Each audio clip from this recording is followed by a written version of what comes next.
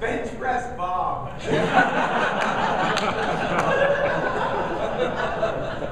Okay, so my name is Ben, and I am the Chief Software Engineer at Epicenter Consulting. At Epicenter, we take a very people-centric approach to our software design, and I think it adds a lot of value, and I want to share some of my thoughts on kind of the way we approach software design tonight. So this is me in college with my sophomore girlfriend, and I met her by chance at my friend's dorm room, and being young, I fell instantly in love with this woman. I thought she was gorgeous, I thought she was smart, I thought she was very funny. And by chance we started dating, and it was fantastic, and it was glorious. It was the kind of love where you think nothing can go wrong in a relationship. And then a couple of months go by, and my birthday rolls around, and as a present she hands me this Polaroid picture, and it's a photo of her making out with her female roommate. She hands this to me like it's going to be the hottest thing I've seen in my young adult life. And the truth was, when she gave it to me, I was a little bit crushed, because sure, I like a little girl-on-girl action as much as the next guy, but not when one of those girls is my girlfriend. And certainly not when one of those girls is the woman that I'm madly in love with. And she didn't understand it. She didn't know why I was making a big deal about it. She didn't understand why I was offended. And the problem was she had no empathy, right? She couldn't put herself in my shoes. She couldn't see the world the way that I saw it.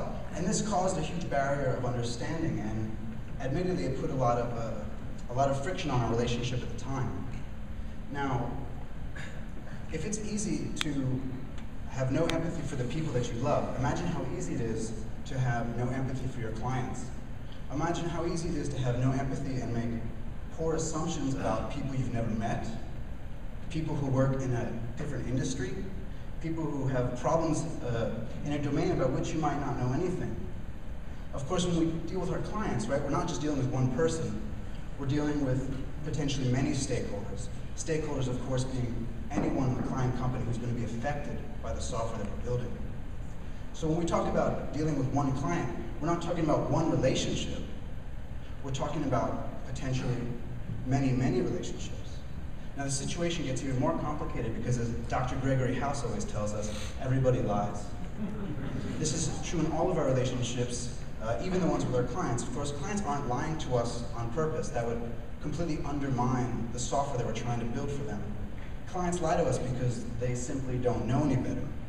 And if you think about the way our client companies are organized, we might have stakeholders working in different rooms, different departments, different buildings, different states. We might even have stakeholders that work in different countries.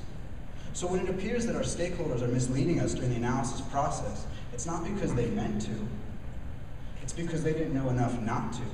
And that's why we get all these conflicting stories during the analysis process, right? We talk to one department, and they say, oh wow, this web form that we already have is the greatest thing we've ever seen. And then we go and we talk to another department, and they're like, what the hell is a marketing manager talking about? We hate this form, we've been trying to get rid of it for years. So designing software is a difficult and oftentimes very frustrating process. And so how do we improve our situation? I think the most powerful thing that we can do is take a step back and realize that our primary goal is not to develop software. I mean, yeah, sure, we may build software at the end of the day, but building software is not why we're here. We're here literally to change lives. We're here to revolutionize the way that our clients conduct business. We're here to make sure that every single stakeholder in the client company ends up happy. Look at this guy. After dealing with us, his future is now so bright, he has to wear shades. So how do we do this? We do it by putting people at the center of our design and analysis process. That means opening up the lines of communication, setting up meetings, getting on conference calls, sending out emails. It means talking to the people who are actually having the problems that we're going to be trying to solve. Ultimately, what we need to do is become workflow gurus. We need to know more about how our client company operates than any individual stakeholder.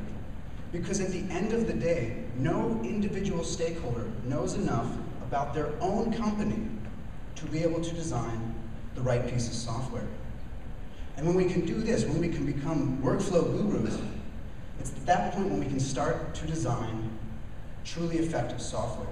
It is only once we understand the pain points of every single one of our stakeholders that we can start to develop deeply transformative software solutions. Now this doesn't happen right away, right? You don't have a couple of conference calls and suddenly you have all the information you need. It has to be an iterative process. You have some meetings, then you do some work, then you have some more meetings, then you do some more work. With each iteration, we gain more insight into our stakeholders' problems. With each iteration, we gain more empathy, right? While you're doing this, you have to remember that you're also an expert, right? Clients don't work with you because you simply know how to code. Clients work with you because you know how to solve problems, because you know how to think deeply about a situation, and then how to work cooperatively to come up with the right solution. And that right solution necessarily has to be a combination of the client's problems and their domain expertise mixed in with your insight and your ability to innovate. Now this is a very, very difficult goal to accomplish, and it takes a tremendous amount of practice.